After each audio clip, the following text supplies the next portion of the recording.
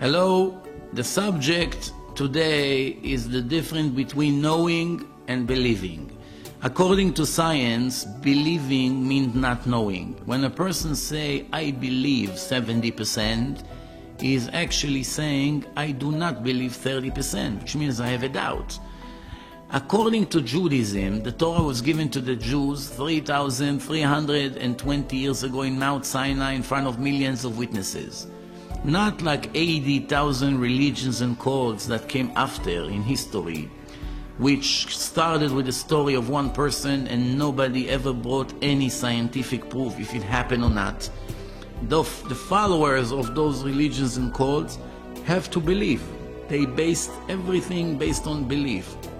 The Torah, unlike them, ordered the Jews to know God, to know He created the world, to know He gave the Torah to the Jews, to know He ran the show.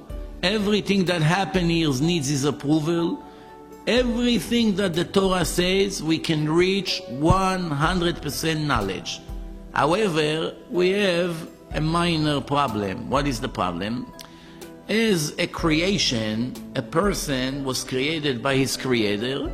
The Creator ordered him that he has to know 100% that God is the master of the universe, and with the 5 senses that we were created with, unfortunately, we cannot prove that.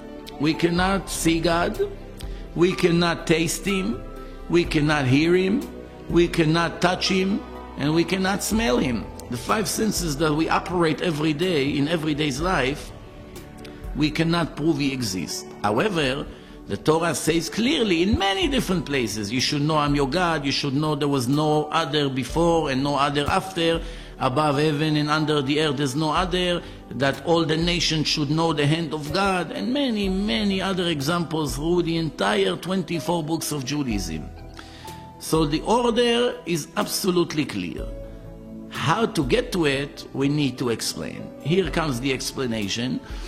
In the brain of the person, according to Kabbalah, there are 3 different sections. We have a section that called Chokhmah, intelligence. We have the second section, which is in the left side of the brain. It's called Bina, wisdom, the ability to understand one thing from the other, even though it wasn't told to us clearly. And the third section is called Da'at, which is the upper section above Chokhmah and Bina. What's the difference between all 3? When a person hears a story based on his knowledge, his intelligence, he hears the details and he knows what was told.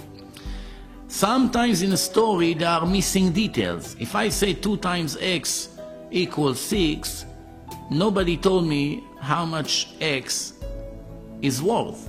Now, after my investigation, in my head, I find out that x is 3. That's called Bina, wisdom, the ability to investigate and come to the right conclusion.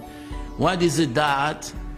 Chazal, our sages, telling us that if a person reaches the level of Da'at, which means he is able to control his desires, and all the things that he does in his life is based on Da'at, which means after he receives the information, after he investigated what needs to be done, now he's able to translate it into the right action. Because many people reach God in their head.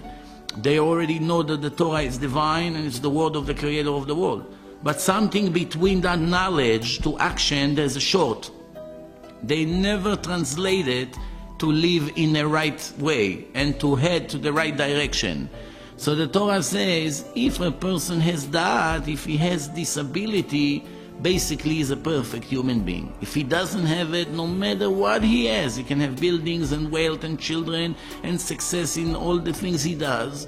Since he does not have it, he basically missed the target, the purpose of his creation, he did not touch.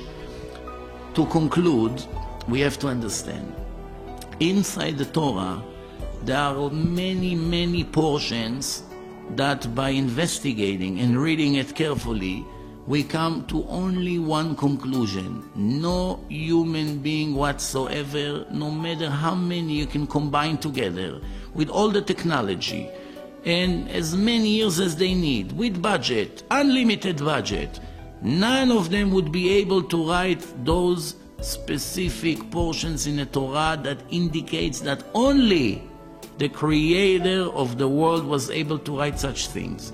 Knowledge in nature, prophecies to 2,000 or 3,000 years later in history, and many other things inside the Torah that leaves no doubt only my creator and your creator was able to write it. Why it's so important to know? Because right next to it there are many orders and obligations that the creator of the world ordered the Jewish nation and the Gentiles what needs to be done. So if we're able to prove 100%, absolutely, with no doubt that the Torah is divine, who would miss such an opportunity to follow the orders of his creator, to inherit the life of eternity as the Torah promised? As you can read inside the verses, very clear, black on white, no translation needed.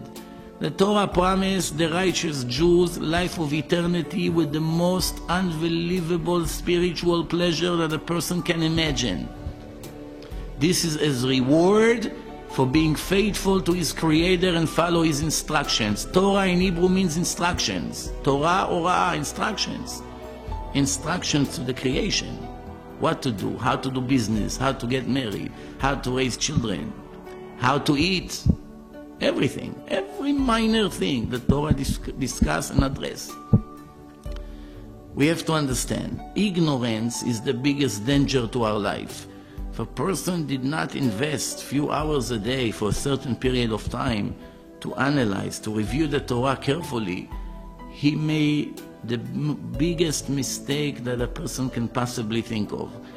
Not knowing that something exists does not solve your problem. A person has to be aware, what is the purpose of my creation? Somebody put me here. This whole world was made for me. This book was given to me. There are a few million people in the world that follow it strictly. Everyone is foolish. Everyone that learn in this book hours every day for months, for years, for tens of years, for so many generations in the last 3,200 years, the greatest philosophers in history follow the instruction. All of them were foolish. Maybe I'm foolish. Maybe I'm ignorant. Maybe not foolish. I can be a genius in math, in computer, in medicine, but complete ignorant in Judaism, which is the most important thing to our life. Thank you very much.